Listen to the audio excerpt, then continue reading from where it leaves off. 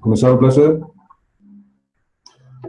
Halldór heiti ég og lögfræðingur hérna hjá Kontor á Alþýðusambandinu og býð ykkur velkomin í þetta stutta fjarfundir erindi sem í dag fjallar orlofstöku, örstutt nokkur hagnýt atriði.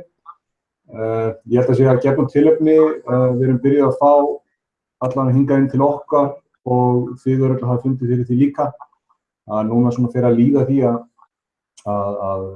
fólk fara að huga að sinni orlofstöku, fyrirtæki líka og eru svona farin að tilkynna lokanir og hringja með fyrirspurnir og annað, þannig að ég held að það sé bara rétt að renna örstutt svona yfir þetta helsta. Ég minni líka á og umfjöllunin byggir á hérna okkar afsala vinnuréttavef sem við leggjum mikið púður í og þetta óþrjótandi uppspretta af fróðleik og fyrir ykkur sem hafið frekari áhuga að vísa ég bara á lesningar þar en við hérna á Kontor erum sjálfsög alltaf búin að veita ykkur ráðgjöf og eiga ykkur samræður um þessi mál. Þetta auðvitað einu okkar allra dýrmætustu réttindi.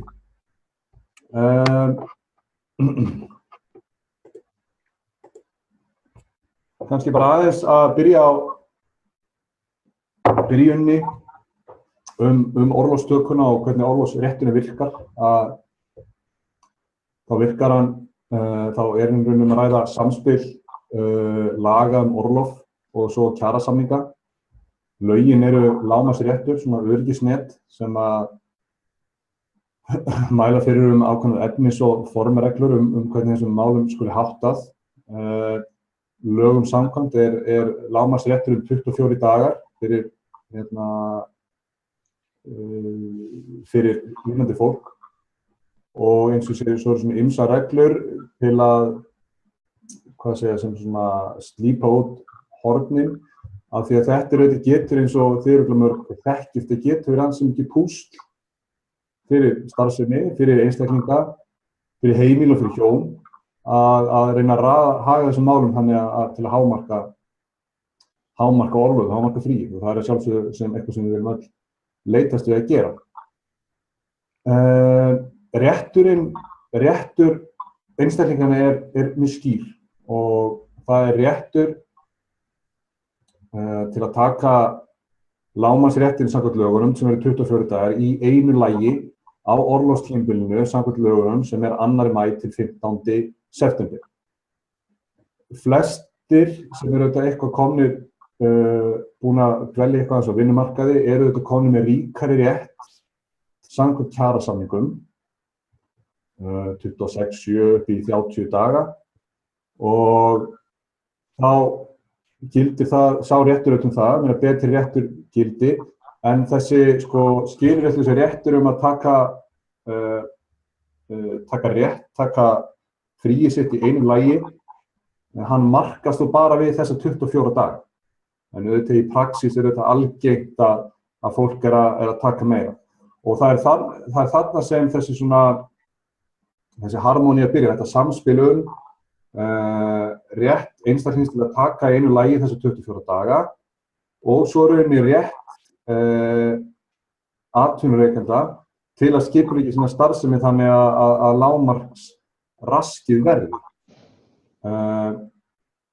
En auðvitað í flestum tilvikum að þá líka og í lögunum skylda og réttur einstaklinga til samráðs og það skal auðvitað virða óskir starfsmanna ef hægt er. Það auðvitað gengur misvel eftir starfsemi og verður bara svona ákveðin, huglæg sanngirnismat að ráða stundum, en þetta verður þó að ráðstafa með sanngirni, oft sem við verðum vör við hérna og þið þekkir ykkur líka eins og í þjónustustarfsemi að það sem þarf að halda jafnri starfsemi gangandi yfir allt árið og og sumir kannski þurfa að fara í orlof í maí, sumir í júní, sumir í ágúst, jafnvel í september og að þá skiptir líka miklu máli að sanngirni sé gætt í þeim efnum. Það sé ekki alltaf eins og þekkjum þetta eftir sem verðast að vera í fríi kannski júlí, ágúst og þannig að ef þetta er svona rúllandi starfsemi þá skiptir það svona miklu máli að að það sé huga að þessu. Oft sem maður heyrir sem ekki sanngjarnt þegar einstaklingar kanna rétt sinn í þessu öllu saman og tala þá kannski ræða einstæðinga, fólk sem kannski ekki með fjölskyldu og þannig, og það þá alltaf einhvern veginn látið mæta afgangi, látið taka orlofstímabilin sem engin annar vill taka, og það þetta ekki sanngjarnt.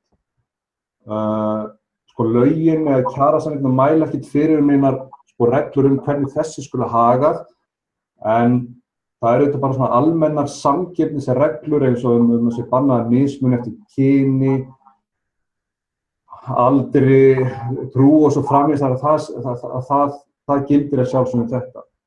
Við höfum svo sem enga sérstaklega framkvæmd það, en fræðilega séð ef það ósann, ef að starfsfólki mismunað hvernig það fara að njóta orlofsins, að þá getur slíkt að vera ólöglegur gerningur. Þannig að það kannski svona í okkar og ykkar tilvikum í þessu að bara huga því að sanngirnis sé gert, beina því til fyrirtækja og okkar skjólstæðinga. Aðeins kannski svona fleiri praktískar reglur sem að reynir á. Orlof utan orlofstímabils, það auðvitað alltaf að verða algengara og algengara. Að fólk að taka frí jól, páska, vetrarfrí, þegar við skóla, öll þekkjum við þetta. Það dálítið misjafnt hvaða reglur gilda þetta. Það auðvitað bara alltaf samkomulag hvernig orlofstakan Ef að ræða ósk launamann sem að taka frí kannski í febrúar eða þegar vetrarfríin eru, þá þetta gilda bara almennar reglur orlofsrétti þar, en í mörgum tilvikum, eins og kannski á sérstaklega iðnaðarmenn eða svona árstímabundna starfsemi, ferðaþjónustu eða slíkt, það sem mikið álag á sumrin, þá þetta gjarnan ósk eftir því að fólk taki fríið sitt utan orlofstímabils, þegar tíðin búin, eins og maður segja, og þá samkvæmt lögunum að þá á að bætast við 25% ofan á orlofsrétti. Þannig einstaklingur sem á kannski 8 daga í orlof og beðinn að taka kannski 8 daga á orlofsréttinu sem utan orlofstímabils og áhærinu fá 10 daga. Það bætist 25% við. Og það mjög mikilvægt að hafa þetta í huga. Sérstaklega núna þegar ég kom í ferðaþjónustuna þannig að það að vera kannski algengara fólk að taka grimmar vinnutarnir yfir sumarið. En ég ítrykka að það eðlismunur að hvort að ræða bara ósk launamanns eða ósk atvinnurekanda þessum. Ef það ósk atvinnurekanda, þá á að bætast við álagi. Ég minni þó á að í sumum samningum, flestum ríkissamningum, að þá það bara sjálfkrafa, automatist, að einstaklingur sem tekur orlof utan skilgreinds orlofstímabils, að hann fær alltaf tilvikum 20% álaganum. Þannig ég bið ykkur að kanna líka samningan hvað þetta var. Aðeins kannski áframhaldi að flutning orlofsréttar á milli ára, að það líka eitthvað sem alltaf kemur upp og bara þannig því sem þið haldið til að haga að lögin gera ekki ráð fyrir því að orlofsréttur eigi að flytja milli ára. Það ekki þar með sagt að réttindin hverfi eða slíkt og við vitum í praxís að þá þetta oft einhverjir dagar sem fljóta á milli en það sem okkar ráðgjöf alltaf að gæta varúðar að vera til safnið og miklu orlof. Af því að bæði þá þekkjum við dæmi það og þig eflaust líka, það svona stefnubreiting hjá fyrirtækjum hafa, kannski mörg fyrirtæki hafa leyft einstaklingum að flytja orlof milli ára en svo verður breyting í starfsmannahaldi eða eignarhaldi eða eitthvað slíkt. Þá bara tekið fyrir slíkt, þá getur myndast mikið þrýstingur á fólkum að klára kannski orlof sem hefur lengi safnast upp og svo líka bara hlutir eins og gjaldþrot fyrirtækja, það eru hámarksreglur eins og í ábyrgðarsjóð launa að ef fólk að sú ábyrgð miðað sirka svona við 1 orlofsár, þannig að ef fólk er bara safnað miklu að þá á það að hægt að týnast ef til gjaldþrots kemur eða slíkt. Þannig að mín meðmæli og mín ráðgjöf fyrir þá sem hringja hérna til að ræða þessi mál alltaf svo sama að jú, ef það samkomulag að það hefur verið heimilt að færa orlof milli ára, þá það alveg til staðar, en alltaf mælist til þess við fólk að fara varlega og bara reyna að nýta orlof sem verið ekki safnsu. Það engin græðir á því. Og frekar þá ef einhverjar óviðráðlegar aðstæður eins og langun veikindi eða slys eða eitthvað slíkt hafa gert að verkum eða fæðingarorlof, eitthvað slíkt hafa gert að verkum að einstaklingur hefur takmarkað nýtt orlofsrétti sinn, að það hefur líka mælt með því að hlutast frekar til að þá þetta svona umfram orlof, svo maður segja, að það sé bara hreinlega greitt út. Það með eðlilegar fyrirkomulag. Af því að það kannski ekki voðalega algengt að einstaklingur taki 70-80 daga í orlof, en það sjaldnast að koma því til, sko. Þannig að það getur þetta safnast upp, getur bara verið erfitt að vinda ofan þessu. Annað sem kannski sérstaklega praktískt núna mundir að fyrirtæki mörg hver loka á ákveðnum tímapunkti og fyrirtæki heimilt samkvæmt orlofslögunum að loka þegar starfsmenn í orlofi. Og það kannski þarna sem að samspili við rétt einstaklingunum að taka sína 24 daga einu lagi spilast, að til dæmis við tökum fyrirtæki sem ætla kannski að loka fyrirhlutann í júní 2 vikur og svo fyrirhlutann í ágúst 2 vikur. Það auðvitað fræðilega sé hægt, en þið sjá að þarna komið árekstur við rétt einstaklinga til þess að taka rétti sín einu lagi. Þannig að fyrirtæki sem ætla að halda þessi streitu, að það gæti lent í því að þó að loki að þurfa að greiða einstaklingi eða starfsmanni hjá sér laun í þann tíma sem í þá annan af lokunum tímanum ef hann fellur þá utan orlofsréttar viðkomandi.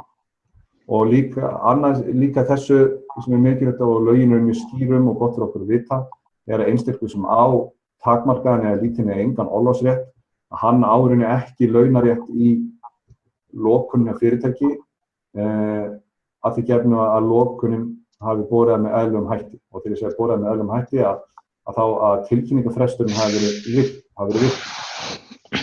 Lögin segja að þessi mánuð fyrir orlofstöku, við höfum alltaf túlkað þetta þannig að tilkynningur orlof eigi að vera mánuð fyrir upphaf orlofstímabils. Það sé bara langsamlega öruggast, því annars getur þetta verið einstaklingsbundið hvenær mánaðarfresturinn á við. Þannig að núna það líka kannski eina ástæðan okkur að fælla núna þessi frestur að líða. Við sjáum eftir 1. apríl tilkynningur lokanir hjá fyrirtækjum verður að berast fyrir 1. apríl. Auðvitað vitum við að gerist svo oft seinna, en og það allt í lagi svo fremur sem að það sé sátt þá lokunum, að það byggja á samkomulagi. Fyrirtæki sem kannski tilkynningi lokun fyrir miðjan maí eða eitthvað slíkt og lokunin stangast á við orlofsplan einstaklings, að það á ekki að takmarka hans rétt ef það búið að samþykkja orlofstökuna með þeim hætti sem hann óskaði sér. Þannig að þeir eru þá meðvituð það. Bara aðeins orlofslaunin, þegar við veitum hvernig kerfið virkar, að það best að skilja þetta sem tvenns konar rétt. Það annars rétturinn til orlofslauna og svo orlofsrétturinn, frítökurétturinn, og þetta á að virka fyrir alla. Kerfið á að lifa milli starfa, þannig einstaklingur sem kannski 3 vinnum yfir ár, og það á að gefa áhrif á orlofsréttin hans, af því að hann alltaf að fá orlofslaun af tekjunum sínum, og svo á hann í öllum tilvikum alltaf frítökurétt. Hann á alltaf réttin til að taka orlofið, eða fríið, þó hann kannski eigi ekki orlofslaunarétt, þó hann jafnvel sé nýbyrjaður í starfi. Og það mjög mikilvægt að vita þetta. En þó vitum við sem í praxís að fólk sem nýbyrjaður í starfi ekkert æst að detta beint í orlof, en þó mikilvægt okkur að hafa það í huga, það á vissulega rétt á því. Kerfið á að virka þannig að það sé hægt. Aðeins greiðslu orlofslauna og vanskil, slíkt því miður, auðvitað kannski eins og annað getur komið upp og jafnvel verið stundum óþægilega algengt.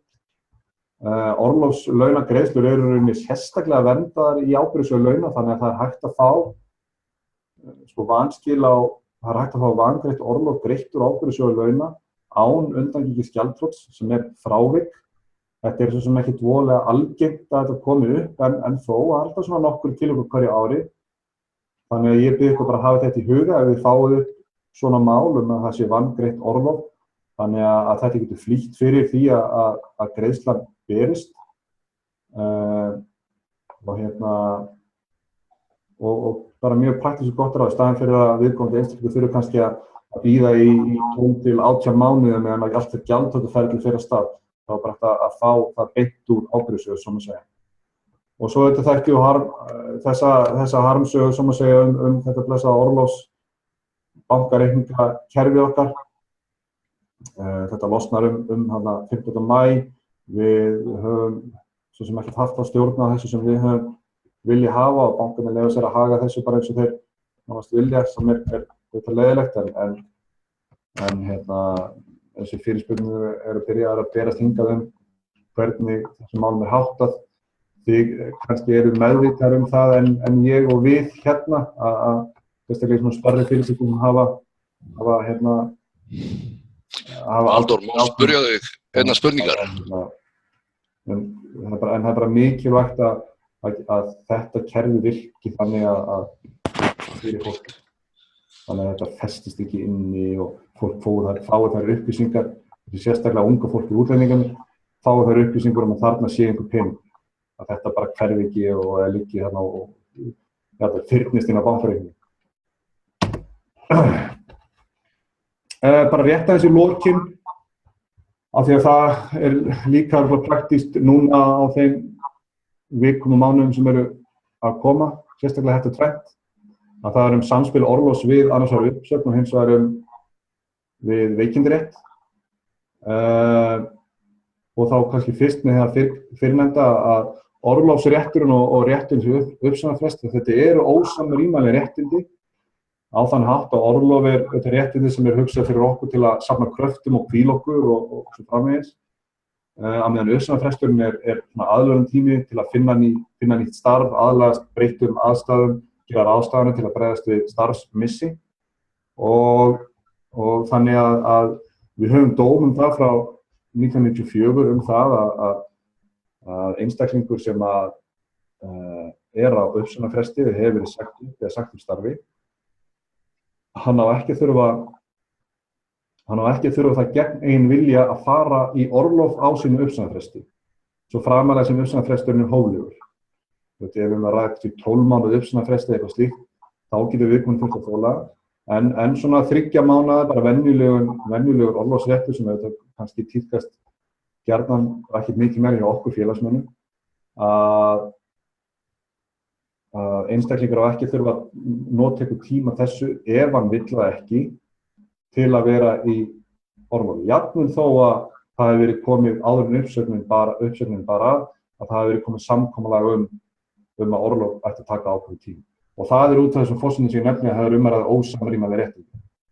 Og það þá kannski að sama með orlof og veikindi. Það segir sig sjálft að við kannski getum ekki notið orlofsins ef við erum veik eða slösuð, en þó eftir kannski atvikum. Þannig að lögin eru bara skýr það að veikindi geta festa orlofstöku. Og eins ef við erum veik í orlofi getum ekki notið þess að þá eigum við að fá uppbótar orlof. Og það þá bara veikindaréttur okkar samkvæmt kjarasamningi sem að tekur við greiðsluskyldu. En ég þá nefna það sérstaklega að þetta er ekki sami mælikvarði að geta notið orlofsins eins og mælikvarðin óvinnufærni. Þetta er rauninni aðeins svona strangari mælikvarði, þannig að kannski eins 2 daga kvennpest sem kannski myndi vera hamla okkur frá þátttöku vinnu, það kannski býr ekki til rétt uppbótar orlof. að sama skapi kannski ef ég tek bara til nánari skýringar eins og málsatvik var í þessum dóm sem hann vísa til að þar var að ræða flugmann sem að handabrotnaði og þannig að hann gat auðvitað ekki flogið en hann var handabrotinn og ég meina auðvitað það óþægilegt allt það en ég meina þú ert tiltölulega virkur í sjálfu sér og hann lét reyna það, sagði að ég óvinnufær þannig að það var það sama gildum með orlofið mitt sem ég var búinn að plana og hann með þess að fór til Kanarí og spilaði bara hafði það ágætt þar og hann krafðist viðurkenningu því að hann ætti að fá uppbótarorlof þegar hann hafi verið óvinnufær en dómurinn synjaði því, hafnaði þeirri kröfu á þeim grundvelli að það væri ekki sama mæli hvað það ræða og óvinnufærni. Þannig að endilega hafi það í huga líka. En auðvitað náttúrulega fyrirtæki vilja veita betri rétt, vilja miða við bara við gamla óvinnufærni mælikvarða, þá það auðvitað ekkert bannað en bara eins og við meðvituðum þetta ef einhver slíkur ágreiningur eða fyrirspurning komi upp.